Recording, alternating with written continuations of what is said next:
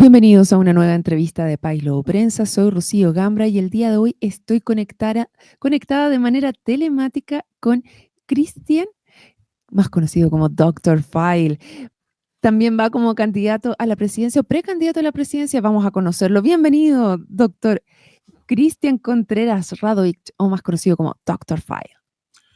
Hola Rocío, un gusto estar contigo, con todos tus seguidores y con los que están más allá también, así que a tu disposición para que fluya la conversación por donde tú quieras. Tuvimos hace un par de semanas a Parisi, que tenía la intención de ir por el partido de la gente a presidencia, pero me decía, esto no está resuelto. Y después nos enteramos que usted también está intentando ir como candidato a la presidencia por el partido de la gente. ¿A qué se debe esta intención suya de ir como candidato? Fundamentalmente, Rocío, a dos cosas importantes. La primera, a que busco particularmente que este año 2025 y en adelante se pueda consolidar lo que es el centro político original y auténtico en Chile. Y por ello nos estamos uniendo y nos unimos ya al Partido de la Gente, que es el partido hoy de centro político en Chile, con toda la fuerza que uno trajo desde el año 2021 con el Centro Unido, que fue también otro partido de centro. Por lo tanto, fundamentalmente esa es la razón, la causa para ingresar al partido y ahora enfrentarnos en en la primera primaria presidencial del centro político original y auténtico en la historia de Chile. Así que esa es la razón fundamental. Pienso que es muy importante para el país trascender, dejar atrás las derechas e izquierdas añejas, corruptas, nepóticas, y poder presentarles al país una alternativa, ciertamente, que la representamos nosotros. Fundamentalmente es eso. Y para ello hemos unido fuerza con el Partido de la Gente y, si todo sale bien, el próximo 13 de abril se va a definir dentro de la interna del partido quién es el próximo candidato presidencial del centro político. Franco viene con fuerza, pero no tiene todo asegurado. Tiene que pasar primero por este filtro, que es uno, y definir quién es el candidato presidencial. Uh-huh. El Centro Unido fue un partido que tuvo un poquito tiempo dentro de la política nacional. ¿Por qué cree usted que no logró cuajar y representar esa adhesión ciudadana dentro del centro político? Y es algo que en general se ve cuando se habla del centro, porque muchos dicen ser de centro finalmente, pero hay varios partidos que lo han intentado y finalmente fracasan en sus objetivos. Rocío, lo primero, ya, en la historia de Chile, nunca ha existido centro político original y auténtico, por eso yo acentúo esas palabras. Lo que hemos tenido son centros izquierdas y centros derechas. Eso hay que dejarlo muy claro. Por ejemplo, hoy día Amarillos es centro derecha, Demócratas centro izquierda, pero original y auténtico un centro, ni siquiera la unión de centro-centro de Frafra fue realmente un partido de centro porque no tenían doctrina de centro, porque no tenían principios de centro ni proyecto de centro. Eso hay que acentuarlo muy bien porque la gente se equivoca al decir, no, pero es que son de centro y son para acá y para allá. No. Nosotros el 2021 fundamos Centro Unido con doctrina de centro porque he sido yo quien la ha escrito en gran medida. Descubrí quién es el padre del centro político a nivel filosófico, que es el sabio filósofo chino Confucio del siglo VI a.C. Entonces, bueno, dicho esto, ¿por qué no cuajó o por qué no nos pudimos extender? Y la razón de por qué Centro Unido se disolvió, ya que no obtuvo el 5% de la votación general de la última elección, es fundamentalmente por un error que cometí yo, pero fue muy consciente. Sucedió que nosotros como Centro Unido nos formamos en prácticamente 3 meses llegamos a tener 40.000 militantes, pero en el momento dado de definir realmente la opción presidencial que yo lideraba, nos dimos cuenta que nos faltaba estructura de partido. No teníamos sede, por ejemplo, no teníamos dónde reunirnos. Y fue ahí que yo tomé la decisión de bajar la candidatura de presidenciable a senador, esperando que, claro, con el paso del tiempo se fortificara la estructura y poder ser una opción realmente seria para nuestro país. ¿Y qué es lo que sucedió? Al bajarme de la presidencial a senaturía, perdimos visibilidad. Fundamentalmente, si hubiese sido, la verdad que si hubiese seguido, quizá hubiésemos logrado mayor visibilidad. Por ejemplo, en la franja presidencial nos dieron 1 segundo. Si hubiese sido candidato presidencial, hubiera tenido minutos y hubiera podido también mostrar a nuestros candidatos. Por lo tanto, fue una experiencia, fue una decisión muy consciente, seria, pero que perjudicó al centro político. Afortunadamente, el Partido de la Gente sobrevivió y hoy, después de 4 o 5 años, nos estamos uniendo porque lo que le faltó al Partido de la Gente y que generó una crisis que todos conocen, sus diputados se fueron, es fundamentalmente la ausencia de liderazgo interno y también la ausencia de una doctrina y una teoría de centro. Con eso estamos colaborando nosotros hoy día con mucha seriedad en entregarle al Partido de la Gente y formar entre todos lo que es el centro político verdadero, original, auténtico, el primer centro político en la historia de Chile con principios de centro. Así que eso fue lo que sucedió. Sea lo que sea, Rocío, para la próxima ya tengo la experiencia, para la próxima voy a llegar hasta el final como candidato presidencial y este es el camino. Así es la política, así son las experiencias. Cuando habla de una doctrina de centro, si lo tuviera que aterrizar para que todos los que nos están escuchando pudiéramos entender bien a qué se refiere, ¿cómo ponemos la pelota en el piso sobre qué es una doctrina de centro? Una doctrina de centro es fundamentalmente establecer cuál es el padre del centro político, quién es el padre del centro político, cuáles son los valores, el fin del centro político. Y para que les quede claro, el centro político es la expresión política de la filosofía perfecta, la filosofía del equilibrio. Todos los grandes sabios de la humanidad, sin excepción, al final siempre llegan a un equilibrio. Ese equilibrio es la síntesis filosófica de los grandes filósofos. Pues bien, la aplicación práctica de esa filosofía teórica en la política es el centro. El centro es el equilibrio, es el único camino para ser feliz.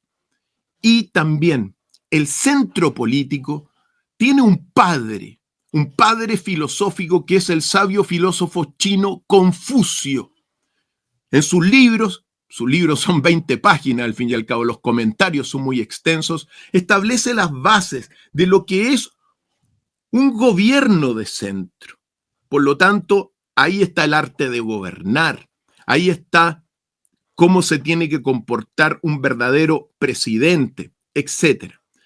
Para que les quede muy claro en qué consiste el centro político, en palabras muy sencillas, el centro político tiene un fin que es diametralmente opuesto al fin que tiene la derecha política y la izquierda política.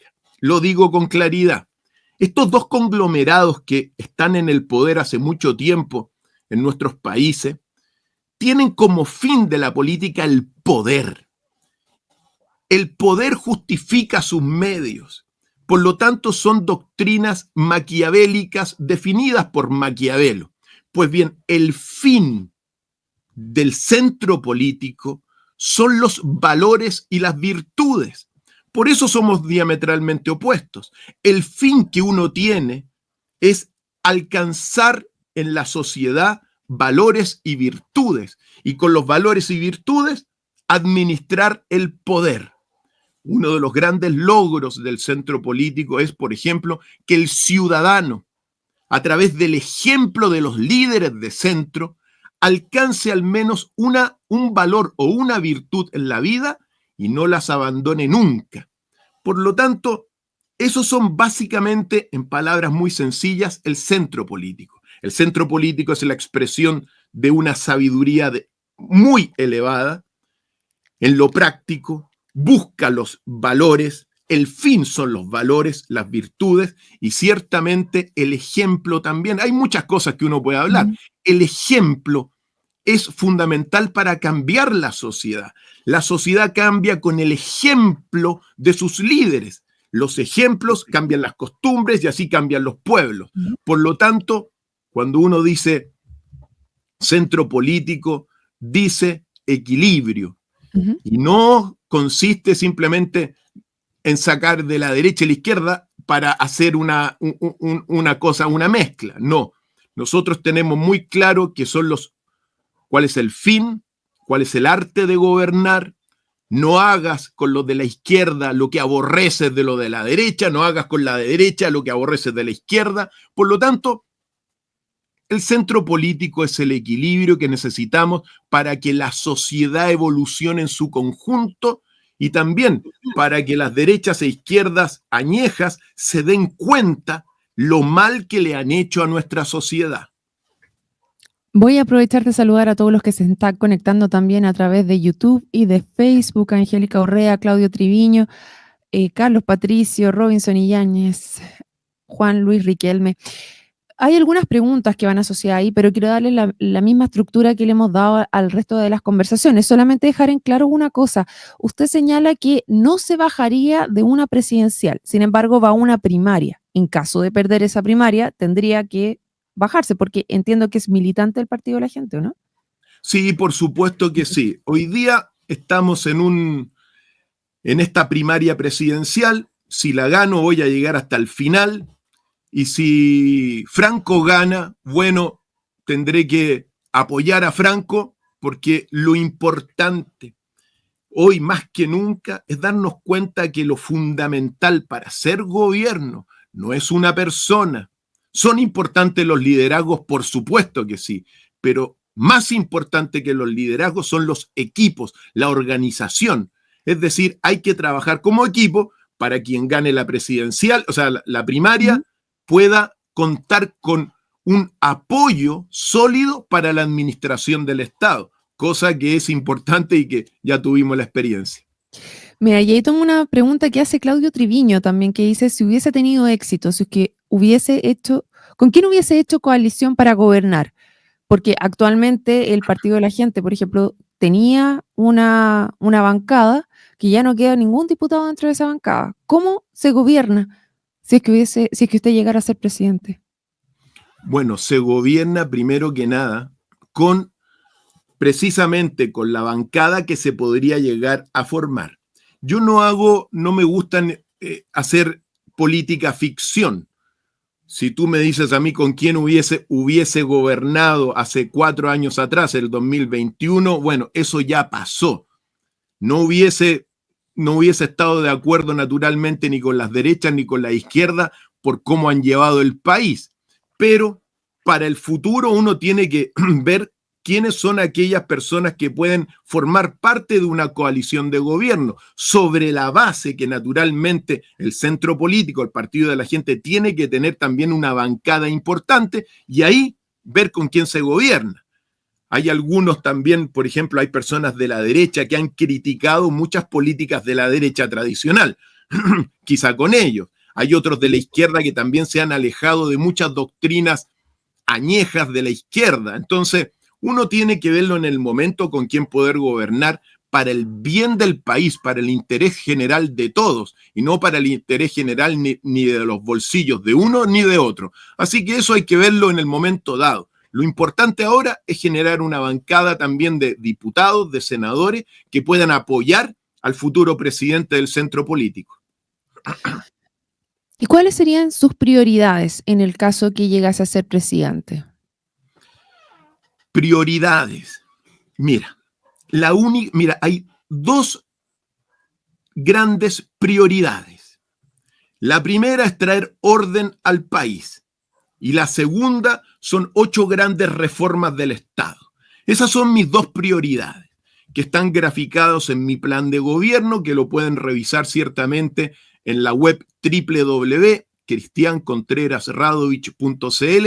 Ahí está explicado de forma didáctica el plan de gobierno, que consiste fundamentalmente en la primera parte, que es, y que le llamo juzgar con equilibrio, que implica traer orden al país, decretando que las Fuerzas Armadas colaboren, trabajen y cooperen con Carabineros de Chile y la Policía de Investigaciones para erradicar la delincuencia del país, el crimen organizado y la corrupción, y que den cuenta una vez al año de los avances en estas tareas. No implica que todas las Fuerzas Armadas van a estar metidas en las calles, pero sí destacamentos, batallones que colaboren con Carabineros y la Policía de Investigaciones para el fin señalado de ordenar la media debacle social en que no han dejado derechas e izquierdas responsables de toda de este crimen y de la delincuencia que se ha desatado. Eso por un lado, es una prioridad.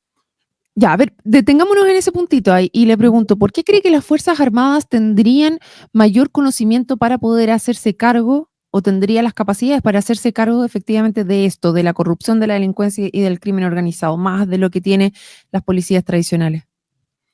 Lo que estoy diciendo es que tienen que colaborar, porque tenemos un ejército, tenemos Fuerzas Armadas que no tienen realmente guerra hace más de 100 años. Entonces tenemos estancado ahí a los militares, a la aviación, a los navales, prácticamente, o sea, sin guerra. Y no hay visión de guerra ni con Argentina, ni con Bolivia, ni con Perú. Por lo tanto, es muy importante que estas fuerzas, y no digo todas, pero un batallón, un destacamento, bueno, que los preparen también para colaborar, para erradicar el crimen y la delincuencia y también que colaboren en la corrupción. Por supuesto que tienen que estar preparados, si es cosa de una instrucción que permita también, así como lo hace Carabineros, actuar y colaborar y cooperar. ¿Por qué? Porque la última guerra que tuvo Chile fue la Guerra del Pacífico. Entonces, tenemos Fuerzas Armadas que están ahí y que Ok, no están... entonces, para Sí, entenderla, entonces es porque existe una cantidad de personas dentro de las Fuerzas Armadas que no estarían yendo a una guerra, entonces podrían entrar a apoyar las labores que está haciendo la policía donde falta dotación. Esa es por la idea. supuesto que sí. Ya, Por ok. supuesto que sí. Y con la fuerza que tienen ellos, porque el crimen hoy día está armado. Es una cosa muy peligrosa. Entonces, bueno, que colaboren. Y como digo, no digo que todas las Fuerzas Armadas, pero sí que haya un destacamento que colabore con la policía, con Carabineros y también con la Policía de Investigaciones. Eso es muy importante.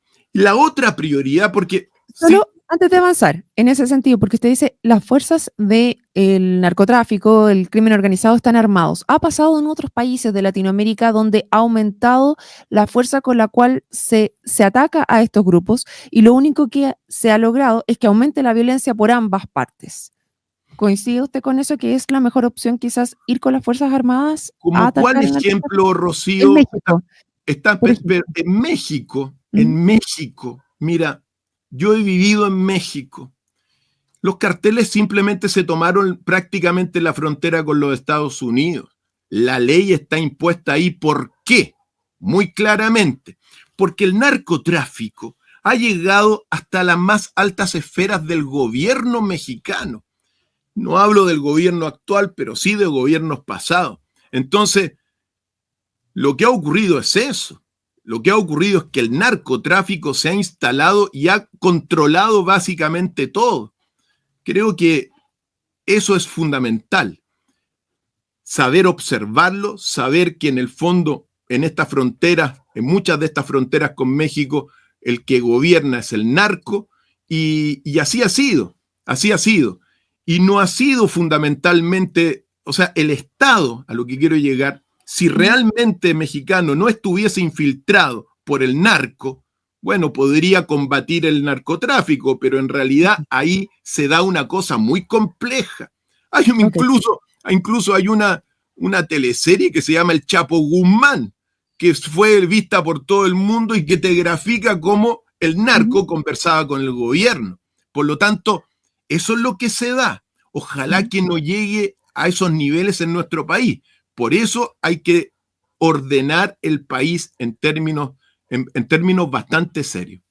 Ya, y esa sería su primera prioridad, hablamos de las Fuerzas Armadas. ¿Cuál sería la segunda bajada de este ordenar el país? La segunda bajada, que es otra prioridad, hay que tener muy claro el diagnóstico de nuestro país.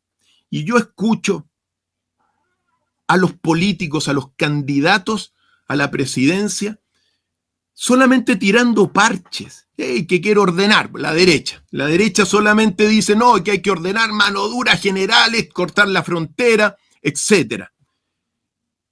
Un poquito de economía, pero no tienen una visión de país porque no tienen el diagnóstico bien establecido. La izquierda también, que derechos humanos, que justicia social, pero no se dan cuenta que están engañando porque son puros parches. Tenemos candidatos presidenciales y partidos políticos que no tienen visión de país, no tienen proyecto país, porque tampoco desconocen completamente todo lo que es el diagnóstico. Por lo tanto, la otra prioridad es precisamente solucionar el diagnóstico. Y uno tiene que ser claro, nuestro país tiene un problema estructural. Por lo tanto, la única solución que tenemos es estructural. Y eso se sintetiza en las 8 grandes bases del Estado, que son donde nosotros vamos a aplicar, al menos en el plan de gobierno, de un buen gobierno que uno tiene 8 grandes reformulaciones o reformas del Estado en 8 pilares de nuestra sociedad, más un conjunto de medidas ejemplares, decretos supremos en todos los campos de la sociedad. Pero estas 8 reformas son fundamentales si queremos realmente que nuestro país se desarrolle. En los campos, ¿cuáles son las reformas que uno tiene que hacer? En los campos de la educación, ciertamente. En los campos de la política, reforma también en la economía, reforma en la administración del Estado, reforma ciertamente en la educación, la dije, reforma también en todo lo que es la espiritualidad, reforma también en la salud del Estado, reforma en el tiempo. Son las reformas, 8 grandes reformas del Estado que permiten realmente, reforma en la filosofía y ahí están las 8. Esas 8 reformas del Estado vienen a solucionar el problema estructural de nuestro país, ¿ya? Ejemplo, tenemos que traer orden, ¿ya? Tenemos que traer orden, que es una prioridad. Tenemos que acabar con la delincuencia, con el crimen, con la corrupción. Pero una cosa tiene que ser clara. Todo este problema que tenemos en nuestra sociedad de la delincuencia no se soluciona solamente con la primera medida que les decía de poner orden con mano dura, sino que también con educación. Por lo tanto, para solucionar la delincuencia, el crimen, la pobreza, tenemos que hacer una reforma de mano dura, como la señalé, pero una reforma educativa también. Por lo tanto, es así como se arregla el país. El país está en una verdadera crisis. Por lo tanto, mis 2 prioridades son mis 2 partes del gobierno, mis 2 partes del plan de gobierno. Traer orden, hacer las reformas del Estado, las 8 reformas, y lo demás son las medidas ejemplares. Son Ya. prioridades, porque con un parche, por ejemplo, van a la derecha a decir, no, que solamente se arregla con mano dura. Falso, falso. La delincuencia también hay que combatirla con la mala educación que instaló la derecha e izquierda a partir de la reforma del año 2005, que destruyó, así como destruyó la educación en España, la destruyeron acá. Entonces, es un trabajo que nosotros lo tenemos establecido. Las bases están en mi libro Político en 2012, que lo escribí. Ahí está el origen de toda esta radiografía. Nosotros hicimos una radiografía de Chile. Hay un problema estructural, solución estructural, pero no más parches. Necesitamos grandes cambios, grandes modificaciones para alcanzar el desarrollo del país, que es muy importante. Estas derechas e izquierdas, permíteme, Rocío, mandarle un raspacacho a lo que han hecho. Han destruido en los últimos 35 años, han destruido todo lo que pueden destruir. Destruyeron la educación, destruyeron a las pequeñas y medianas empresas, destruyeron también todo lo que es el orden social. Por donde pasan, destruyen. Y hoy día tenemos que nosotros reestructurar al país entero. Ya, vámonos entonces por cada una de sus propuestas y estas reformas para poder entenderlas más, porque como usted señalaba, en el 2005 se hizo una reforma que a lo mejor no tuvo los resultados esperados y lo estamos viendo ahora. ¿Qué reforma? ¿Hacia dónde apuntaría usted en la reforma educacional aquí en Chile? Lo primero, cambiar completamente el currículum académico. Esto no tiene que ver con los profesores fundamentalmente, porque los profesores han tenido que implementar la reforma. Pero la reforma educativa construccionista del año 2005, que ya había fracasado en España, con todo esto que es la evaluación de los alumnos a los profesores, de que el profesor pasa a ser un guía, pierde la autoridad, etcétera. Todo eso hay que dejarlo atrás. Se podrán rescatar algunas cosas, pero hay que cambiar completamente el currículum educativo de nuestra educación pública. Al mismo tiempo, junto con ello, sacar desde la médula del Ministerio de Educación todo lo que es la educación sexual integral, todo lo que tenga que ver con la Agenda 2030 nefasta, hay que sacarlo. Hay que sacar también a todos los revolucionarios gramscianos que están destruyendo a la cultura desde dentro, como el ministro ciertamente de Educación y como también el presidente, que son gramscianos, los seguidores de Antonio Gramsci, que es el segundo gran comunista después de Carlos Marx, te destruyen a la cultura por dentro a través de la descomposición y destrucción de las palabras. Por eso hay que dejarlo al lado e instalar una nueva malla curricular conforme a los estándares de países desarrollados verdaderos. Y por otro lado, junto con esta reforma educativa, tenemos que reinstalar la filosofía en nuestra malla educacional. Y la filosofía, no cualquier filosofía, porque en Chile tenemos la filosofía, por ejemplo, de la Universidad Católica, Aristóteles, Santo Tomás de Aquino y unos cuantos más, pero que primero está mal interpretada y también responde a viejos tiempos, ya no nos sirve. Por otro lado está la Universidad de Chile con toda la escuela de Frankfurt ultramaterialista que tampoco nos sirve. Tenemos que instalar la filosofía del equilibrio, la filosofía perfecta, como se llama, o sabiduría perfecta, en nuestra malla curricular. ¿Para qué? Para que tengamos en el futuro una sociedad de gente sabia.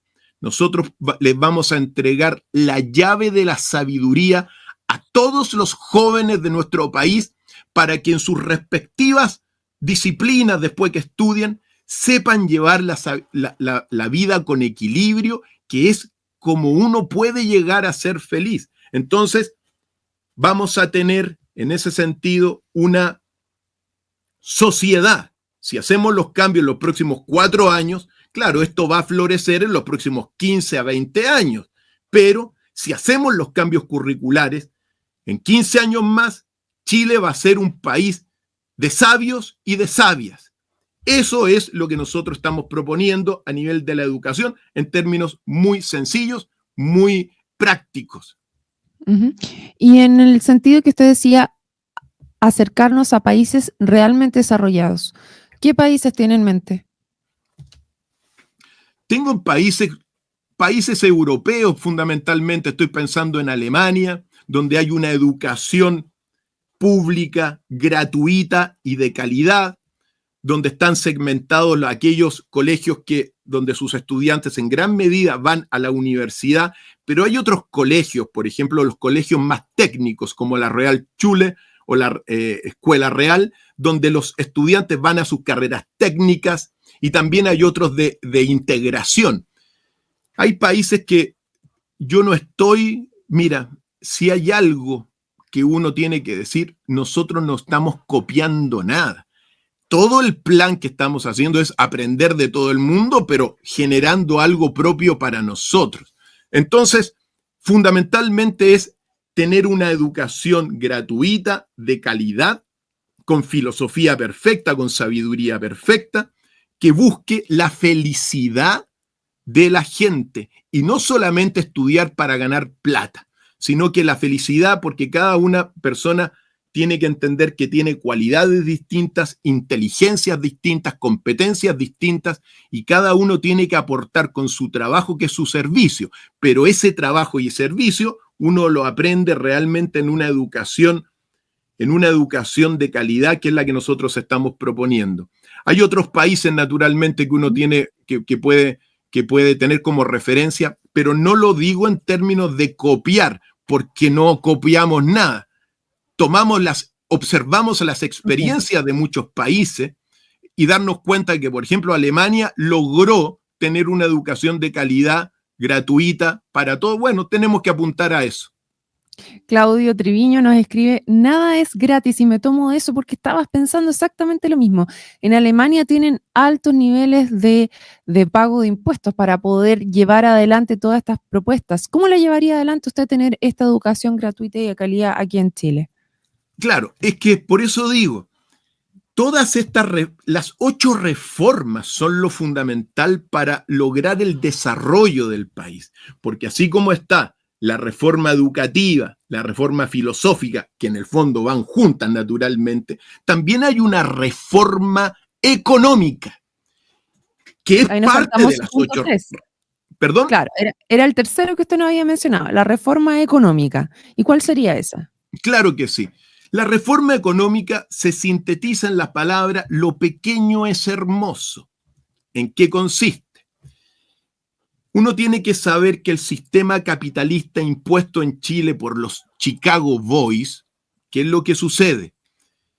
Ha sido un sistema capitalista más duro que el aplicado en los mismos Estados Unidos, y que privilegia fundamentalmente a las grandes empresas. Todo ha sido orientado para que las grandes empresas disfruten del sistema económico. Incluso Larry Fink, que es el presidente de BlackRock, lo dijo antes de ayer. El sistema capitalista, son palabras de él, el sistema capitalista en realidad le sirve a unos pocos, pero a las grandes mayorías no les sirve. Naturalmente uno no está en contra, cuando uno tiene que entender que uno no está en contra del capitalismo, ni en contra de nada. Lo que uno hace en las reformas, que son reformulaciones, es volver a pensar los principios de la doctrina para mejorarlo. Eso es, no es acabar con el capitalismo, sino que es perfeccionar el capitalismo. ¿Cómo? Bueno, lo pequeño es hermoso. Como esta sociedad, como este sistema capitalista en Chile ha privilegiado a las grandes empresas, bueno, equilibremos el sistema económico ayudando a las pequeñas y medianas empresas. ¿Cómo, por ejemplo? Bajándole los impuestos, reduciendo los impuestos y protegiendo a la manufactura nacional.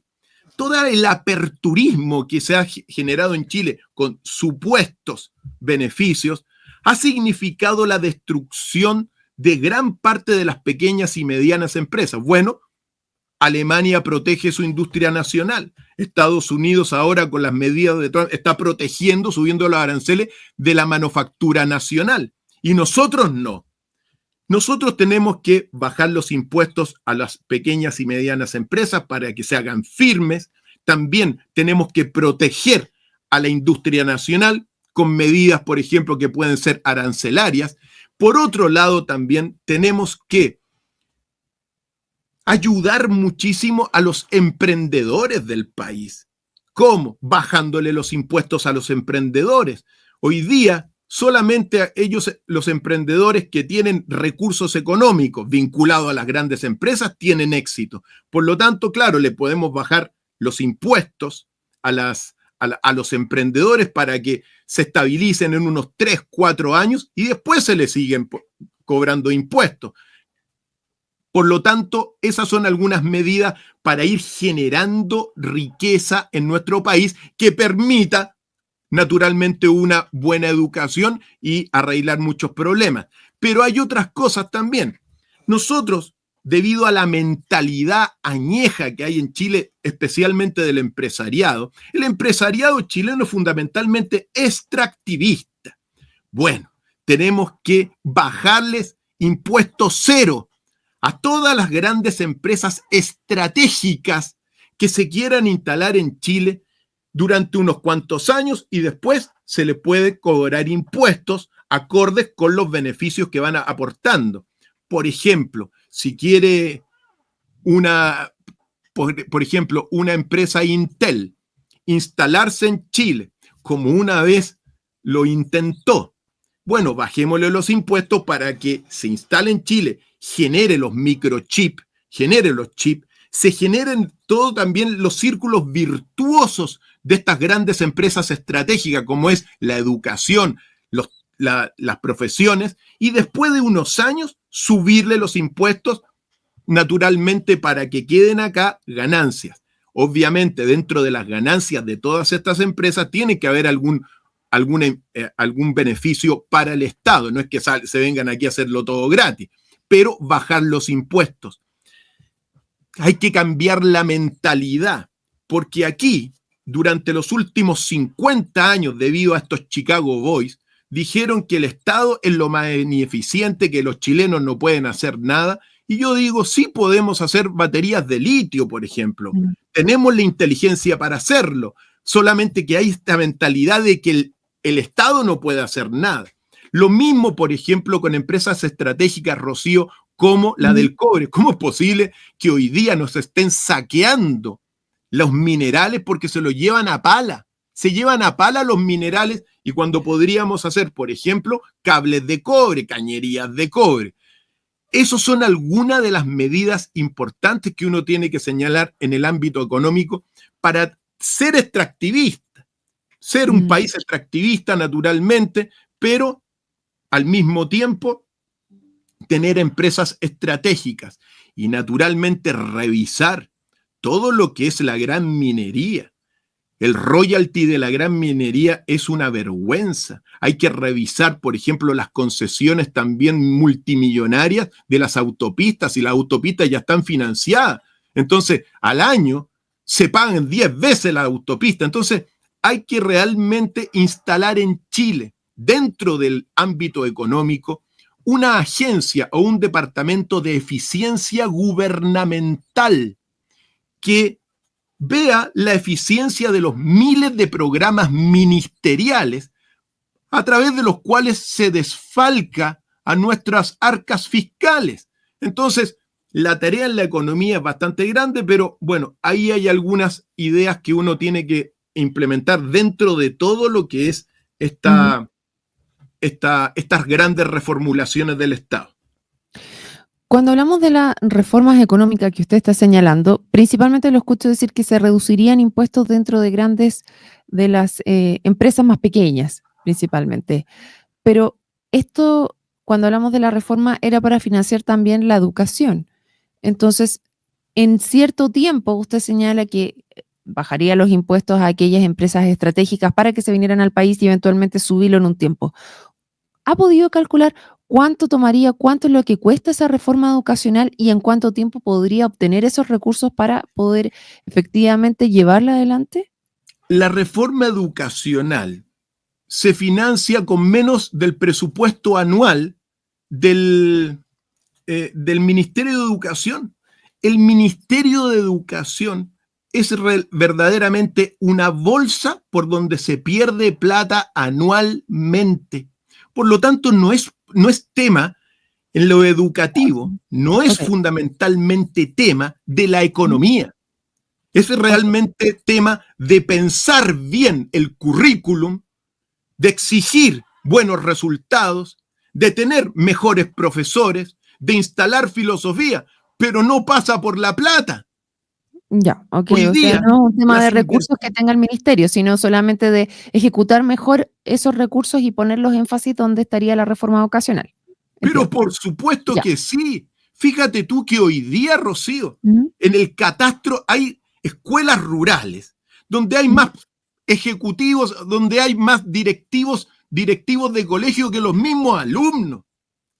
Chile lo están desfalcando a través de la educación, lo están desfalcando a través de la salud, los están desfalcando a través de la gran minería, lo están corrompiendo. Fíjate tú, ¿de dónde sacamos ujú. recursos? Bueno, en Chile hay 100.000 operadores políticos sin calificación ocupando puestos de importancia en jefaturas, subdirecciones, direcciones, operadores políticos que forman el nepotismo y la corrupción. Bueno, tendríamos que con esta agencia de eficiencia gubernamental, al estilo de Elon Musk, que ha instalado el modelo, revisar cuál es la eficiencia que tienen esos 100.000 operadores políticos y Ujú. contemplar despidos masivos y con esos recursos, bueno, distribuirlos con valores, con equilibrio, ¿te das cuenta?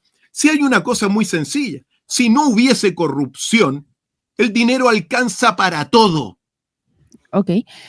No nos queda tanto tiempo, entonces quiero llevar a que avancemos y logremos conversar lo más posible. Nos habían dado una pregunta antes de salir del tema de economía.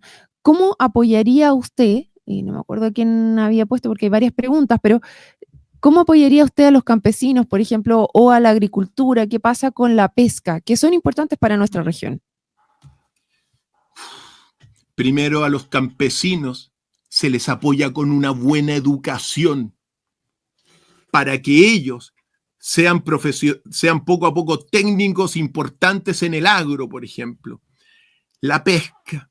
La pesca es un desfalco más contra Chile. Hay que revisar toda la ley de fraccionamiento, la ley de pesca. Las riquezas se las llevan 7 familias vinculadas a la concertación de gobierno. Eso es a donde se llevan las grandes. Tenemos 4.200 kilómetros de costa y los pescadores artesanales se llevan con suerte un 10, 15, ahora estaban peleando por un 20%, pero las grandes empresas están succionando toda la riqueza de nuestros mares. Por lo tanto, hay que revisarlo. ¿Cuántos, cuántos de esos beneficios económicos que reciben las grandes empresas del mar quedan para Chile y cuántos se van a las arcas privadas de las personas de la concertación fundamentalmente vinculado a ese sector político y otros también? Por lo tanto, uno tiene que señalarlo con mucha claridad. Por ejemplo, a nivel del agro. Ustedes saben que estos gobiernos de derecha e izquierda están con toda la agenda transhumanista, es decir, la cuarta revolución industrial que busca en el fondo acabar en gran medida con la gente que trabaja en el campo, porque van a traer maquinaria, van a traer robots que van a poder cosechar, que van a poder sacar las frutas, que van a poder también sacar incluso la uva y donde el agro va a estar en gran medida atrás. Por lo tanto, entre las medidas importantes que uno tiene que luchar es que, claro, que venga la tecnología naturalmente, pero que venga esta cuarta revolución industrial con equilibrio para no generar y no prever la inmensa cesantía en el agro que se vienen durante los próximos años gracias a la implementación por parte de estos gobiernos de la cuarta revolución industrial. Los, los las personas que trabajan en el agro, el trabajador temporero, bueno, tenemos que tener también por eso escuelas técnicas. Antes existían, hoy día hay pocas. La gente en Chile cree que el único camino para tener éxito es la universidad. No, tenemos que educar muy bien a nivel técnico para que esas personas del agro vayan también mejorando sus capacidades técnicas y naturalmente ver, por ejemplo, podemos hacer grandes plantaciones en el norte con desalinizando el agua con unos barcos y podemos generar grandes plantaciones en el norte de todo tipo de frutas y otras tantas cosas, árboles. Por lo tanto, soluciones hay, pero hay que tener la visión general, darse cuenta que no es solamente una cuestión de plata, hay que gestionar bien lo que tenemos. Y si todo esto es así, también darnos cuenta que es muy importante que toda la ciudadanía, la gente del agro, los pescadores también, vayan mejorando sus capacidades técnicas, se vayan perfeccionando para competirle tarde o temprano a las máquinas y a los robots que quieren traer la derecha y la izquierda en reemplazo de todo una gran gente que está trabajando. Ya, dejemos ese punto de economía, nos quedan solamente 14 minutos de conversación y tenemos varios otros puntos. Una de las cosas que le quería preguntar era a la reforma al sistema político que usted quería plantear, que era su segundo eje, según nos comentó, de las 8 reformas que quería realizar. La política, esta política en la cual nosotros estamos hoy día es una política maquiavélica. El padre de este maquiavelismo es Nicolás Maquiavelo, del siglo XVI. Estamos en una política fundamentalmente basada en el poder. Todo es el poder, todo es el dinero, todo es el Dios de este mundo. La gran reforma política tiene que ver con cambiar en gran medida el fin que tiene la política. El fin que tiene la política para nosotros son los valores y las virtudes para que exista democracia. ¿Y cómo se hace eso? ¿Cómo se cambia el fin de la política? ¿Cómo se hace a que sea distinto? La única forma de cambiar el fin de la política es teniendo líderes nuevos que sean un ejemplo de los valores y de las virtudes, porque el pueblo es una máxima filosófica del centro político. El pueblo cambia porque imita el ejemplo de sus líderes, o dicho de otra forma, el pueblo siempre imita el ejemplo de sus líderes. ¿Por qué está la debacle en nuestra sociedad? Porque el pueblo imita el ejemplo de los líderes. Si hay delincuencia abajo, es porque la delincuencia está arriba. Si hay corrupción abajo, es porque la corrupción está arriba en los grandes líderes de este país. Si hay narcotráfico abajo, es porque hay narcotráfico arriba. ¿Cómo se cambia esto? Bueno, como lo estamos haciendo nosotros, enseñando en qué consiste una nueva política de centro basada en virtudes y en valores, en el fin.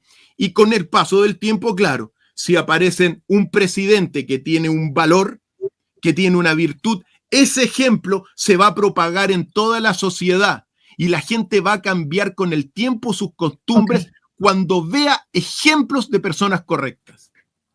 Ya, ahora le pregunto entonces por la administración del Estado.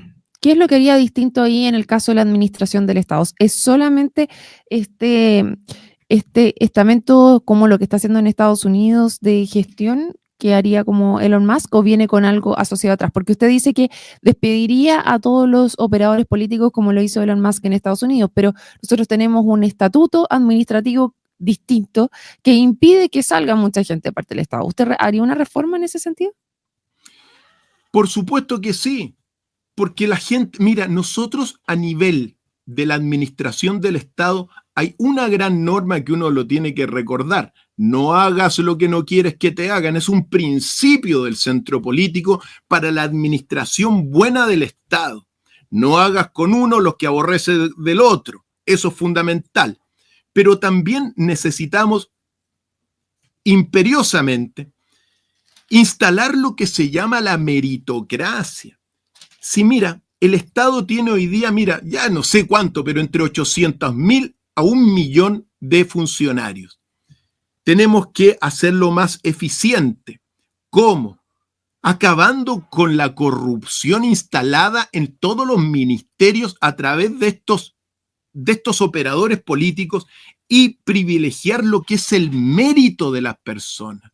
Hay personas, nosotros tenemos primero que nada muy buenos administradores del Estado en términos de funcionarios. Funcionan bien, pero cuando quieren llegar a la jefatura, llamada de la moneda, hey, ponme al primo del presi o al sobrino del diputado que no tiene las competencias, y eso te va corrompiendo, desincentivando la carrera funcionaria. El Estado hay que hacerlo más eficiente, instalando la meritocracia, acabando con el nepotismo, instalando este principio también de buena administración, no hagas lo que no quieres que te hagan, y ciertamente, bueno, haciendo todo lo posible por reducir la barbaridad que tenemos hoy día de ineficiencia gubernamental. Hay que decirlo. China tiene 1.400 millones de personas y tiene 21 ministerios. Estados Unidos tiene 350 millones de personas y tiene 15 ministerios. Y nosotros tenemos 18 millones de personas y tenemos 25 ministerios. Y ayer se inauguró otro ministerio que es parte de la ineficiencia del Estado. Al Estado lo están saqueando a través de miles de programas ministeriales donde se desfalca las arcas fiscales. Aquí cambiaron unos basureros, cada basurero 20 millones de pesos, te están robando en la cara. Por eso la administración tiene que ser una administración ejemplar. Y usted señalaba los ministerios. ¿Cuántos ministerios serían los óptimos para usted? Imagino que haría una reducción de ellos, ¿no? Sí. Mira, por eso es muy importante hacer realmente una investigación de la eficiencia ministerial. Oye, ¿por qué si yo quiero en un ministerio comprar un computador que me cuesta X, en la calle, si yo voy como persona normal, me cuesta X, ¿por qué en un ministerio me cuesta 2X? ¿Te das cuenta? Entonces lo que uno tiene que hacer es realmente estudiar, investigar la eficiencia ministerial y sobre la base de esa eficiencia ministerial decidir qué ministerios son realmente una cabeza de pescado y qué otros no. Yo pienso, si Estados Unidos tiene 15 ministerios, bueno, uno también podría tener 15 ministerios, pero con gente eficiente, no con corruptos. Si todos estos problemas es porque en realidad todo este sistema capitalista te ha reemplazado o te ha puesto en el corazón de esta actividad al Dios de este mundo que es el dinero. Y en consecuencia se ha corrompido el mundo privado y el mundo público. Tenemos que combatir la corrupción. Si no hay corrupción, los recursos alcanzan. Uh-huh. ¿Qué pasa se nos está acabando el tiempo, nos quedan solo unos minutos más y nos tiene 4 reformas más: espiritualidad, salud del Estado, tiempo y filosofía? ¿A qué se refiere con salud del Estado? La salud. Mira, el Ministerio de Salud es un ministerio de la enfermedad. En Chile hoy día, con las políticas que se han tenido históricamente, tenemos más de 10 millones de enfermos crónicos. Entonces, ¿qué tenemos que hacer? Tenemos que revisar la eficiencia de ese Ministerio de Salud y realmente cambiarlo. Yo soy de la idea que ese ministerio sería muy bueno cerrarlo y armar otro ministerio que realmente sea de la salud integral de todos los chilenos. Fíjate tú, Estados Unidos se retiró de la Organización Mundial de la Salud, en palabras de Donald Trump, por estafa. Y este ministerio le hace todo el caso a la Organización Mundial de la Salud, dirigida, en realidad dirigida por Bill Gates. Entonces, tenemos que revisar las políticas que se han tenido porque la gente se está enfermando cada vez más. Yo soy de la idea de tener una salud profunda, una salud integral, una salud equilibrada. El negocio de las farmacéuticas, fíjate tú que desde el año 2004, las farmacéuticas han pasado a ser la industria más grande del mundo por sobre la bélica. ¿Y cómo funcionan? Generando enfermedades. Son las enfermedades lo que hacen rico al sistema. ¿Qué decir de la barbaridad y de la estafa que implementaron a partir de ese 11 de marzo del año 2020? Léanse el informe final de la pandemia COVID-19 publicado el 4 de diciembre por el Congreso de los Estados Unidos y van a saber a lo que me refiero. Estamos bajo una salud hipotecada por las grandes farmacéuticas que buscan simplemente vender remedio. No va por ahí lo que uno quiere para la salud de los chilenos, que están todos enfermos, y los que no tienen enfermedades crónicas, tienen enfermedades mentales llenos de ansiolíticos. Investiguemos, como están haciendo en los Estados Unidos, los efectos adversos de las vacunas, los efectos adversos de los medicamentos. Hay mucho que hacer. Ya, entonces aquí Sandra Contreras nos dice, ¿se saldría de la OMS entonces usted? Por supuesto que sí, Ya. por estafa, porque nos estafó.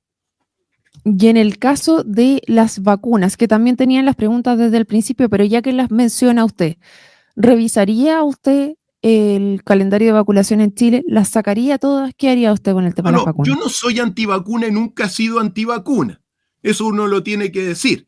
Pero también hoy tomaría la misma medida que se está haciendo en los Estados Unidos de revisar y de investigar todos los efectos adversos de las vacunas como lo están haciendo en Estados Unidos, para ver realmente, claro, esta vacuna puede solucionar este problema, pero te puede generar un efecto adverso, como es el caso de las COVID. Entonces, revisión, investigación con ciencia verdadera, porque Chile y este Ministerio de Educación actual está fundamentado en estudios científicos cuyas conclusiones están pagadas por las mismas farmacéuticas. En Chile no hemos tenido ciencia real, ciencia verdadera. Por lo tanto, necesitamos revisar no solamente y investigar los efectos adversos de las vacunas, sino que los efectos adversos de todos los medicamentos que se distribuyen a la sociedad chilena y que generan contraindicaciones. Hace 30 años había un niño autista por 30.000 personas. Hoy día hay un niño autista por 32 personas. Entonces, ¿de dónde surgieron los niños autistas? ¿Qué es lo que se está haciendo? Y eso es la vergüenza más grande. Por eso tenemos que hacer una gran reformulación de la salud, volver a pensar los principios de la salud. Si la salud no es hacerle el negocio a los Rockefeller vendiendo la farmacia, tenemos que tener una salud integral, revisando todo lo que se ha hecho y siempre exigir vacunación voluntaria, siempre en Chile. Ese va a ser un decreto que uno va a poner, donde el médico tiene que pedirle autorización. ¿Incluso los recién nacidos en los calendarios de vacuna que existen actualmente siempre sería voluntaria? Siempre es para todo el mundo voluntaria. Si el sistema inmune del hombre es maravilloso. Fíjate tú, la vacuna lo que es. La vacuna es que te introducen un virus para la reacción del mismo sistema inmunológico del ser humano, ¿ya? Y ojo, pero ese virus va con otros elementos como mercurio, como...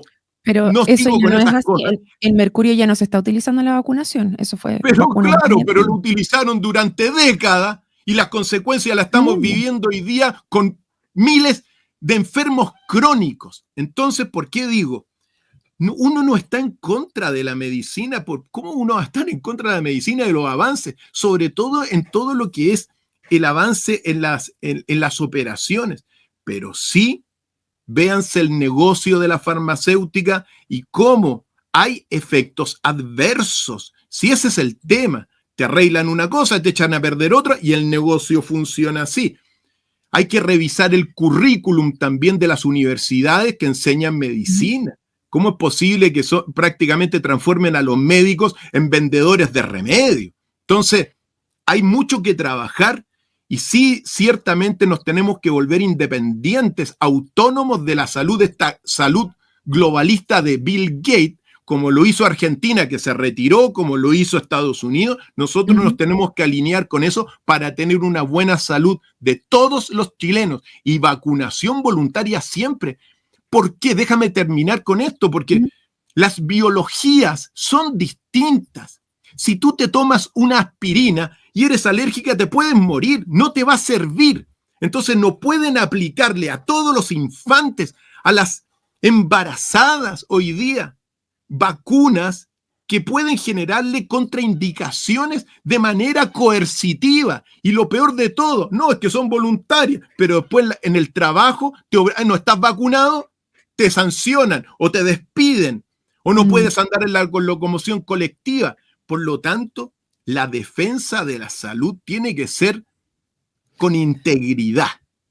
Sí, como lo hemos visto también en la última vacunación del virus sincicial, en el cual disminuyeron mucho los problemas en los más pequeños, donde teníamos ahí una gran mortalidad de infantes. Por lo tanto, las vacunas también, como usted señalaba inicialmente, no es contrario per se a las vacunas, dado los otros avances que se han visto también, ¿no? Lo que soy contrario soy contrario a toda la dictadura sanitaria que implementaron a partir de ese 2020, que es una estafa. Fíjate tú lo que hicieron. Dicen, no, pero es que hubo muchas muertes COVID. Pruébenlo, pues, si no habían autopsias. Véanse todo el calendario. La gente muere al año por resfrío, por neumonía, por gripe. Bueno, todas esas enfermedades desaparecieron en el año 2021 y todos murieron supuestamente por COVID. Es una estafa la que hicieron. Estafa donde se coludieron políticos, títeres, medios de comunicación y médicos y enfermeras a nivel global. Jacob Rothschild, antes de morir, dijo, bueno, toda la pandemia COVID fue un gran experimento de control global de la población mundial. Sirvió para un ejercicio de control. Así es la verdad. La verdad al final llega y siempre tiene la última palabra. Es interesante su propuesta, pero hemos visto distintas pandemias, influenza, por ejemplo, hace años atrás, y ahí no existía lo que teníamos el día de hoy y cuánta gente murió, cuánto tiempo tuvieron que estar encerrados también. Solamente se nos acaba el tiempo y ya estamos pasados en la conversación del día de hoy. Quiero darle unos minutos finales para que nos dé sus reflexiones finales y se despida de nuestra audiencia. Gracias, Rocío. Lo último que quiero decir es que en las próximas elecciones, tanto del Partido de la Gente como presidenciales y parlamentarias, apoyen a lo que estamos cultivando y sembrando y haciendo florecer el centro político original y auténtico en el Partido de la Gente. Denos la oportunidad de implementar nuestras ideas para el desarrollo, el orden, el crecimiento de nuestra sociedad chilena y dejemos atrás a las derechas e izquierdas añejas, hediondas a corrupción, que han sido las responsables directas de toda la debacle social, espiritual, económica que está viviendo el país. Recuerden finalmente, apóyennos, ya sea como candidato presidencial o parlamentarios del centro político en el Partido de la Gente. Recuerden que el equilibrio es el único camino para ser feliz. Muy bien, muchísimas gracias, doctor Cristian Contreras, más conocido como Dr. File, por conversar con nosotros el día de hoy en su campaña a precandidato por el Partido de la Gente, que nos dijo que se definía ¿cuándo? El 13 de abril, si no me equivoco. El 13 de abril, este domingo 6, hay un debate presidencial, y el 13 de abril el Partido de la Gente va a definir quién es el candidato del centro político original y auténtico a la próxima elección, y espero estar ahí representando bien a esta visión. Muy bien, muchísimas gracias entonces también a todos los que comentaron el día de hoy por nuestro canal de YouTube, Facebook y también en Instagram. Nos vemos entonces, manténganse informados a través de las distintas plataformas de País Lo Prensa. Nos vemos, chao, chao.